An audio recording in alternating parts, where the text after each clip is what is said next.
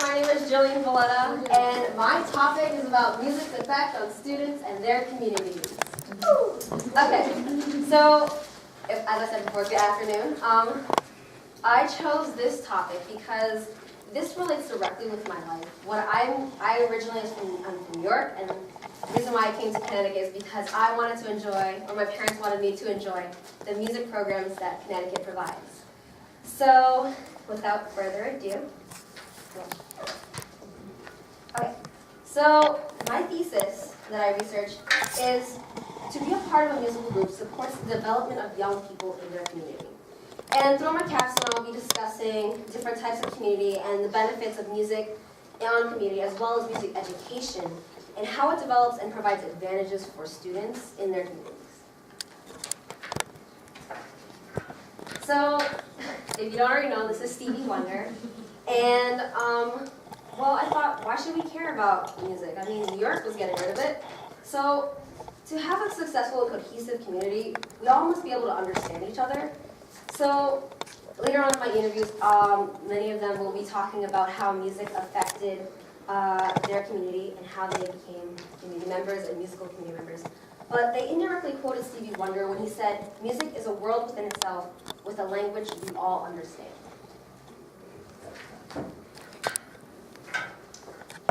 So, in the next few slides, I will also be discussing the three main types of community that students encounter. So the first is family. It is your first community, and they teach you your heritage, they teach you your music, they teach you everything about yourself that you were supposed to know. And you get all of your background, and you learn that if you decide to become a musician or an artist, you learn that this is what you want to go into.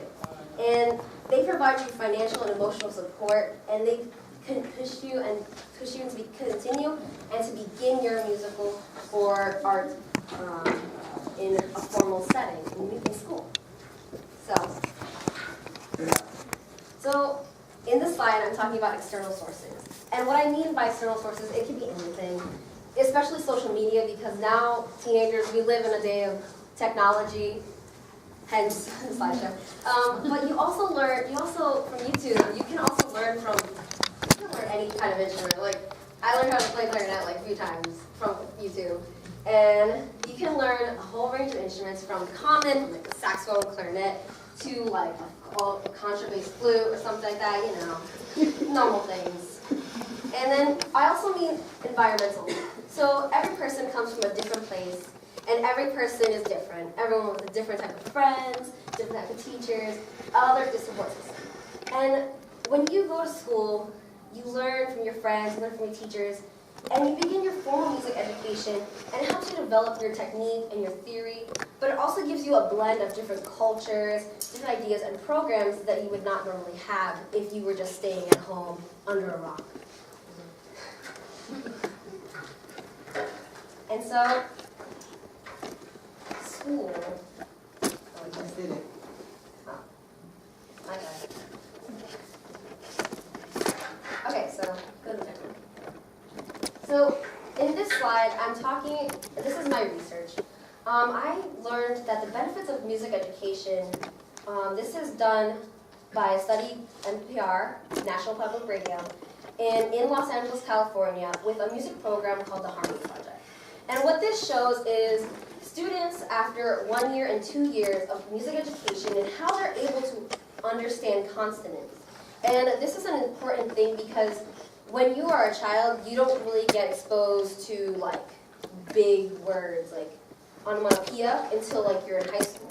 So what this shows is the red signifies how well they are able to understand and how fast. So underneath we can see it's milliseconds. So your brain is able to understand words really quickly. In the second one, you can see that they're understanding the words really quickly and with more fluently. So it's more, music is teaching you language in both musical sense and both language sense, So, how does it benefit the community? Well, first of all, it teaches you language, and as well as it provides you with a creative outlet in which students can express their emotions in a positive way. So this is especially good for students who suffer from depression or anger, and it's really great for them because they're able to vent their emotions in a positive way, as opposed to with fists or with anger and guns and stuff like that, especially what we see now. And music has a way of bringing people together in more ways than one. So it develops a student's community because exposure to the arts develops confidence, communication, time management, responsibility, and unity, which are all major tools that you will have to use in your life one way or another. And students that they'll learn to be productive members when they understand these 5 main types of their social skills, because without social skills you won't be able to communicate as an effective leader or as a productive member of society. So on this slide I listed there's multitudes of words that can describe a musician or an artist, but these are just some, and these are just the few of many, many words that can help, that are just the tools and the things that you will need as a musician and as a person to help better develop yourself, as well as your identity, as your community, and as well as to become, as I said, a productive member of society. And so finally, Mr. Younger, please report to room 212. Mr. Younger, please report to the choir room. So, and finally, I want to wrap up with music is essential to healthy communication and development. And it's not only music, it's just the arts in general, because it helps you find a space in yourself that allows you to vent these angry emotions, because everyone feels anger. Everyone feels sadness. Everyone feels all these negative emotions. But with the arts, you can express them in a positive way that won't hurt somebody else or you. And it's everywhere. It gives a person a way to work together in unity without the need of words or without the need of anger. And if anyone recalls, we had Haitian students come to co-op and visit. So that is a key and beautiful example of how music brings communities together, because the Haitian community decided, why not come to an arts? Even though we don't know the same language, we were able to understand each other through music. We were able to tell our story, and they were able to tell us their story. And we were able to just work together, and we loved it, right? It was a beautiful thing. And it was beautiful because we both understood the same language. And then, as a musician now, if many don't know this, but in the beginning, I struggled more than any other music student probably did, because I had really bad reading of rhythm, music, and what really helped me was my family, my friends, and my teachers. They are the ones that have supported me and pushed me into the community and to become part of theirs, and I in turn have become part of theirs. And especially my friends, I dedicated this song, Unity, to them. I wrote it based on each one of personality. And each movement is representing of them. And you can, if you're not a musician, each movement is going to be a different key change. So hopefully you hear it. So, surprise.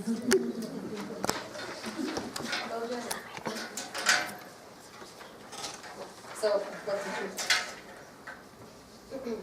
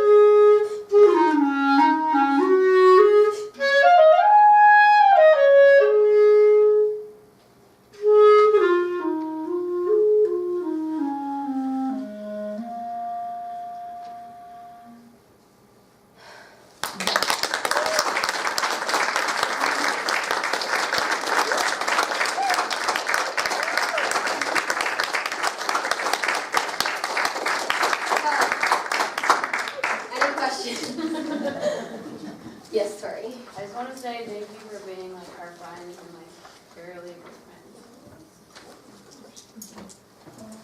Yes, about you. I wasn't emotional or anything, you know what I'm saying? Wow. First of all. Second of all, your dress is cute. Third of all, this was really nice.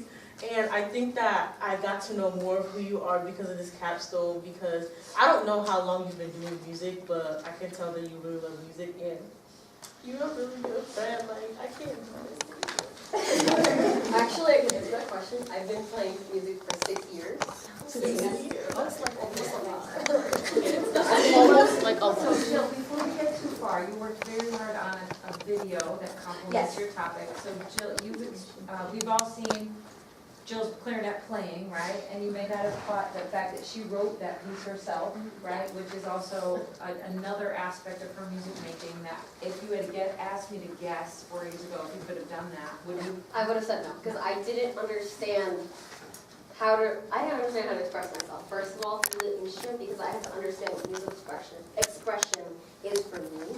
And later on in the video, to understand what musical expression is. So tell us about the interviews you conducted and that side of yours. Awesome. Okay, so I conducted interviews with 7 of the New Haven Public Schools music teachers. And one of them is not a teacher, but he's a pianist and piano teacher. But anyway, I met them all because of music. I did not meet them on the street. I went to Moore's, I went to All City, which are all programs in New Haven, and I learned from them that music is more than just reading on the page. It is more, it's like taking your soul and showing it to somebody and saying, this is who I am and this is who I'll always be. So I asked them a few questions, and keep in mind their interviews were probably half an hour each, so I had to cut 6 hours into like 10 minutes.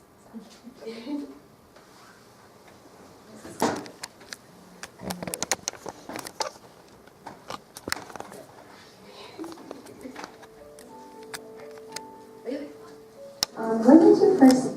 Wait. Okay, so I'm good.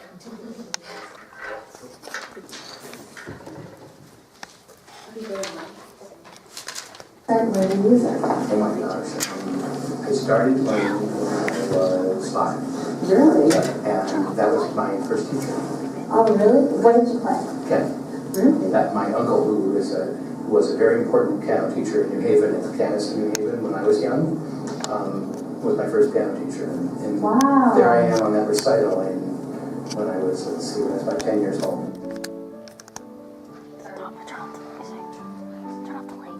As a kid, I was pretty shy, so having to be with these 7, 8-year-old guys at these like corporate gigs, I had to look like I was having fun playing the bass. I had to like schmooze with people afterwards, and you know, I couldn't just go home and play video games. I had to go out and entertain, and you know, seeing these guys out there and how they could just go out and perform for 4 hours, and it was like, okay, well, I can do that too. When you're a kid, there are specific things happening at different moments in your childhood where your brain and your body are in the perfect moment to learn. Expression goes like way beyond what's on the page. So first of all, to be expressive, you need to get off the page. And sometimes that means not even starting on the page. I think when I see that expression, especially when I'm watching, you know, like our All City concerts, at that level, to see that expression coming from kids, I know we're doing something good and normal to that. And they can express themselves without this, and without garments and without violence. And sometimes that expression is not so pretty, right? Like it can be heavy and sad and just very, a lot of dolor, but it's really a good way to express yourself. So there's pleasure in seeing that too. even a creative writer can sit and get that out. And that's the voice, that's our voice. So being able to sing and being a part of that, or playing something and understanding that that's my voice, and then seeing it in performance and feeling, getting that, the delivery of that message from somebody else is what music's all about. Where do you think you would be now if you hadn't had music? Probably dead. I know I'm not. Why would you say that? Because I had a real wild time, and I needed things to keep me grounded. I think there are many things. I will mention, I think, 3 of them that are connected. The first one is impossible pursuit of perfection. It means every day you are trying to improve. Every day you are working with a goal in mind to do better. It connects with persistence. It means if you are tired, or if you are discouraged, or if you are depressed, it doesn't change the fact that you continue practicing, that you continue working hard to get the job done. It is very different than a general trend about discouragement when things get hard. And no matter who, the professional musician you talk to about this, I think all of us will mention that specific element of persistence under different situations to keep going. And the third one that I would like to mention is humility. To be exposed to your own limitations, to follow a process, a step-by-step process, to witness progress that sometimes is slow.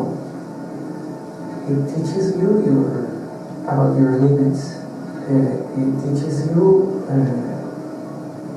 many things about life, and helps you to understand that it's okay to work hard and move slow, to keep working and maybe not see the progress you would like to, and to find in the middle of that struggle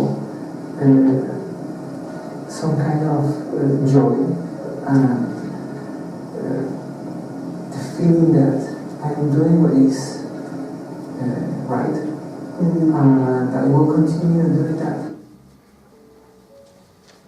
Turning point was in high school I had a friend that was blind, visually impaired, and he really wanted to learn how to play an instrument. I encouraged him to learn how to play an instrument, and I actually had to learn how to read Braille music to help him, because I offered to be his tutor, his mentor, and even though he obviously had to play an instrument that wouldn't physically allow him, so he decided to play the baritone.